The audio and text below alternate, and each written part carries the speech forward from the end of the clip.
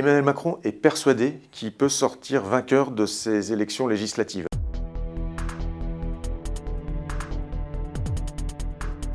La décision d'Emmanuel Macron de dissoudre l'Assemblée nationale a été mal comprise par les Français qui lui en veulent aujourd'hui. Et on l'a fait comprendre au président de la République. Gabriel Attal lui a expliqué que ce serait sans doute vraisemblablement plus profitable pour la majorité sortante, désormais, qu'il se tienne en retrait de la campagne, ce qu'Emmanuel Macron a fait. Après une conférence de presse pour expliquer sa décision et donner les enjeux des élections législatives, il a finalement décidé d'observer la campagne de loin, de se mettre dans une position de surplomb, mais ne s'interdisant toutefois pas d'intervenir, d'envoyer des signaux tout au long de ces 12 jours de campagne. Ça a été le cas mardi à l'Île-de-Saint, où il a commémoré l'anniversaire de l'appel du 18 juin. Mais malgré tout, Emmanuel Macron n'est pas le bienvenu dans cette campagne. Sur le terrain, les candidats de la majorité sortante cachent son visage et affichent celui de Gabriel Attal.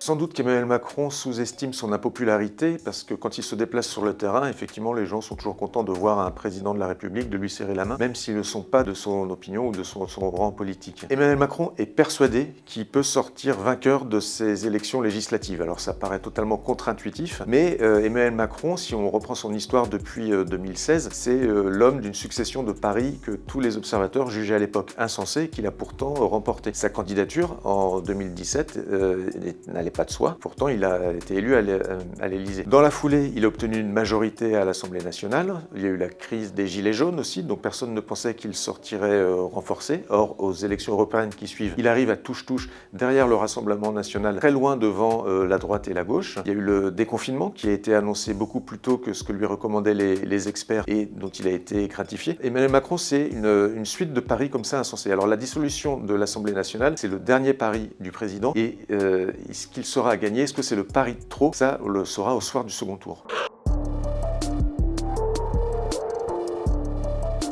Dès la nomination de Gabriel Attal à Matignon, il y a des tensions qui sont très vite apparues entre le président de la République et le Premier ministre, qui se sont empressés d'étouffer. Emmanuel Macron supportait mal de voir une autre personnalité de son propre camp prendre plus la lumière que lui. À l'aube des élections législatives, il n'a plus le choix. Maintenant, Gabriel Attal est le chef de la majorité, le chef de la campagne, et c'est sur lui qu'il doit se reposer pour espérer inverser la vapeur, obtenir une majorité relative ou pouvoir créer une coalition à l'issue du scrutin. Mais le sort de Gabriel Attal à Matignon est en suspens, parce que de ce qui sortira des urnes, de toute façon, le nom du Premier ministre ne sera pas forcément celui de Gabriel Attal, et il y a même vraisemblablement tous les risques pour lui, pour l'actuel Premier ministre, d'être remplacé à Matignon à l'issue du scrutin.